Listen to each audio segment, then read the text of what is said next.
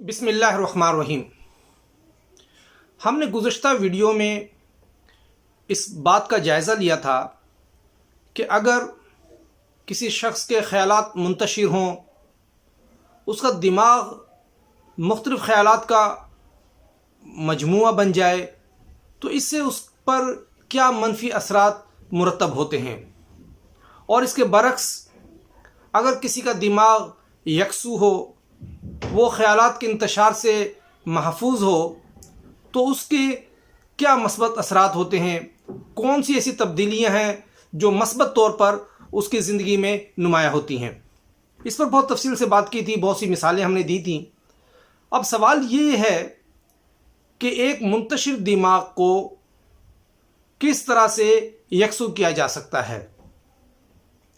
یہ ایک ایسا شخص جس کے خیالات سارا دن منتشر رہتے ہوں، پریشانیوں کا گھر ہو، طرح طرح کے اندیشے اس میں پلتے رہتے ہوں، تو ایسی کون سی مشقیں کی جائیں کہ جن سے ان تمام چیزوں سے اسے چھٹکارا مل جائے اور وہ ایک پرسکون دماغ کا مالک بن جائے، جس سے اس کی زندگی بھی پرسکون ہو جائے۔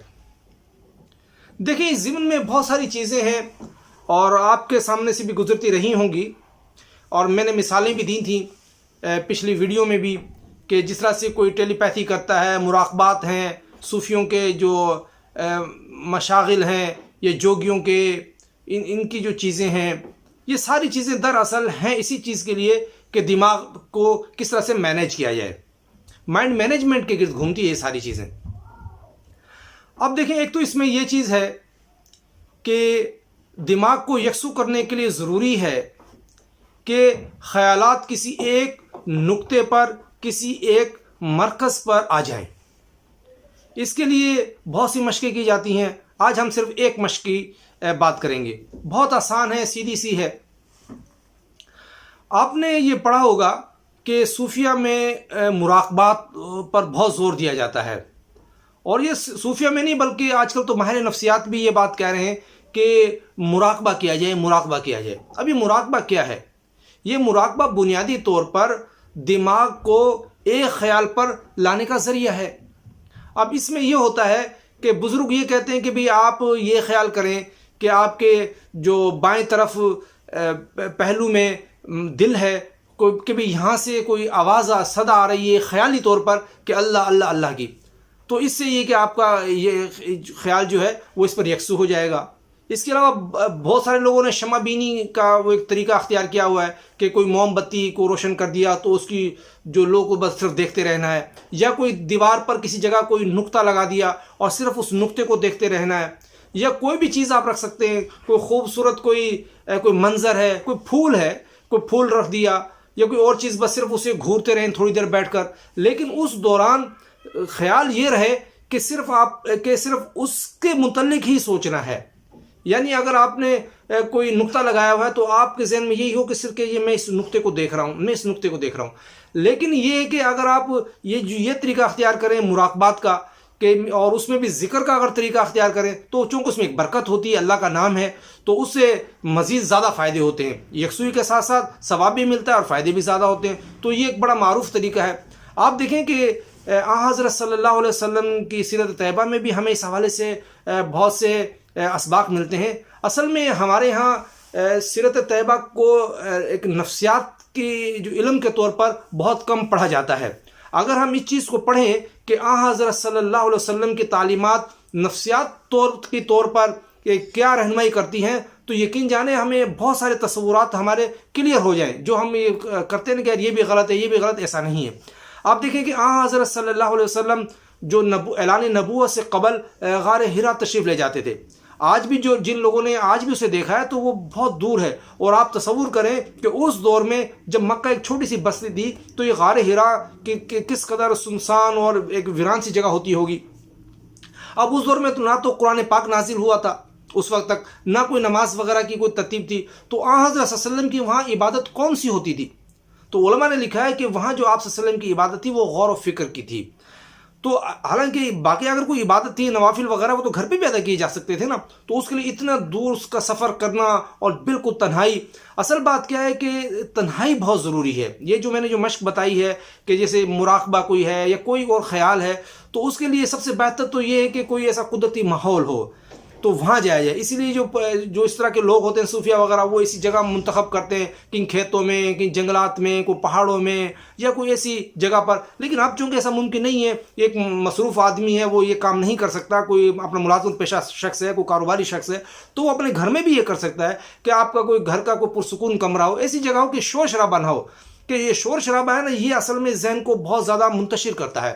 تو ایک تو یہ شور شرابہ نہ ہو، آپ ایسی جگہ اپنے لیے مخصوص کریں کہ جہاں سکون ہو. دوسری بات یہ کہ وقت ضرور مخصوص کریں. ایسا نہیں کہ جب دل میں آیا کہ اب بس ٹائم ہے تو آپ جو بیٹھ گئے، نہیں. کوئی وقت مقرر کریں، صبح کا، رات کا، شام کا، دوپہر کا، جو بھی آپ کو بہتر لگتا ہے آپ اس وقت بیٹھ جائیں.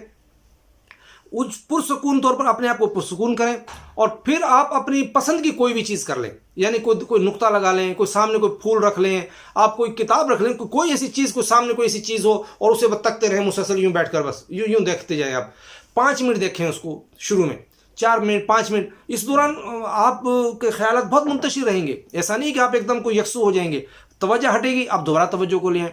لیکن میں آپ کو ایک ذاتی طور پر یہ مشورہ دیتا ہوں کہ آپ مراقبہ کریں.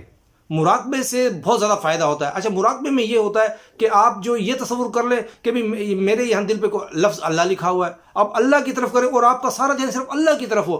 اسی بارے میں سوچتے رہیں کہ میرا دل جو ہے اللہ اللہ کر رہا ہے، میرا دل اللہ اللہ کر رہا ہے، میرے دل پہ اللہ چھپ کا نام چھپا ہوا ہے. دوسرا ایک طریقہ یہ بھی ہو سکتا ہے، ایک دوست کو یہ مشورہ دیا تھا، وہ سارا دن بہت منتشر رہتا تھا، پریشان، اتنی پریشانی ہے یار، یہ ہو گیا یہ ہو گیا، طرح طرح کے خدشات. تو اس کو یہ مشورہ دیا کہ بھئی آپ ایسا کریں کہ آپ جہاں سوتے ہیں نا، وہ ذرا اوپر دیوار پر آپ لفظ اللہ لکھ کر لگا دیں، اور جو ایک وقت مقرر کر لیں. کیونکہ اسے نیند بھی نہیں آتی تھی، تو اسے بتایا کہ بھی آپ جب سونے کے لیے وہاں بیڈ پہ لیٹیں تو اس وقت آپ اس لفظ اللہ کو صرف یوں جو ہے نا وہ دیکھتے رہیں. 5 منٹ 7 منٹ آپ دیکھیں، اور اس دوران صرف یہ آپ کے ذہن میں رہے کہ میں اللہ کا نام کو دیکھ رہا ہوں، میں اللہ کے نام کو دیکھ رہا ہوں، اور کوئی خیال نہ آنے دیں. کوئی خیال ہے پھر اس کو اس پر منتقل کریں. تو اس سے آپ کو یکسوئی ہو جائے گی. اور وہی ہوا الحمدللہ کہ اس کے جو خیالات تھے، وہ جو منتشر تھے وہ ایک جگہ جمع ہو گئے.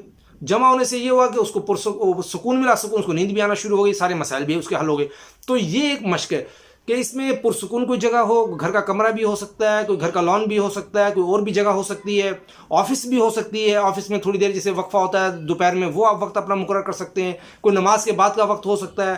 کہیں آج کے بہت سارے طریقے، جیسے میں نے بتایا، کوئی چیز سامنے رکھ لیں، پھول رکھ لیں، کوئی اور چیز رکھ لیں. لیکن مراقبہ بہت بہتر ہے. مراقبہ کیا جائے، اللہ کا نام سامنے لگا لیں، آپ دیوار پر آپ اللہ کے نام کو دیکھتے رہیں، اس میں بھی یکسوئی ہو جائے. شروع میں آپ کو بڑی تکلیف ہوگی، پریشانی ہوگی، خیالات ادھر ادھر منتشر ہوتے رہیں گے. لیکن آپ دیکھیں گے کہ 15 دن 20 دن مہینے کے بعد آہستہ آہستہ یکسوئی پیدا ہونا شروع ہو جائے گی. جیسے ہی آپ کے خیالات میں یکسوئی آنا شروع ہوگی تو آپ خود محسوس کریں گے کہ آپ اپنے اندر سکون محسوس کر رہے ہیں، کہ بلا وجہ کے جو جھنجھٹ، جو پریشانیاں جو ہے نا، یہ چیز ختم ہوتی جا رہی ہے. مزید ہم اس سیریز کے آخر میں کچھ اور چیزیں بھی بتائیں گے کہ جو اس کے سائڈ میں جو آپ نے چیزیں بھی کرنی ہیں. لیکن آج کی ہماری مشق یہ ہے اس حوالے سے کہ آپ نے دن میں کوئی مخصوص وقت پر، کسی مخصوص جگہ پر کچھ وقت نکال کر، شروع میں 5 منٹ 10 منٹ، یا تو آپ دیوار پر یا کہیں کوئی اللہ کا نام لکھ لیں، وہ لگا لیں، آپ اس کو دیکھتے رہیں. یا آپ جو ہے یہ تصور کر کے آنکھ بند کر کے بیٹھیں کہ آپ کے دل پر لفظ اللہ لکھا ہوا ہے، یا یہ سمجھ لیں کہ دل سے اللہ کی آواز آ رہی ہے، یا کوئی نقطہ کوئی دیوار وغیرہ پہ کسی چیز پہ لگا کے آپ اس کو دیکھتے رہیں، یا جو ہے کوئی پھول وغیرہ آپ کوئی ایسی چیز رکھ لیں. اور لیکن اس دوران آپ نے بار بار وہی سوچنا ہے. آپ انشاءاللہ 15-20 دن یہ مشق کریں تو مجھے امید ہے کہ آپ خود بتائیں گے کہ آپ کو اس سے کیا فائدہ ہوا. بہت شکریہ.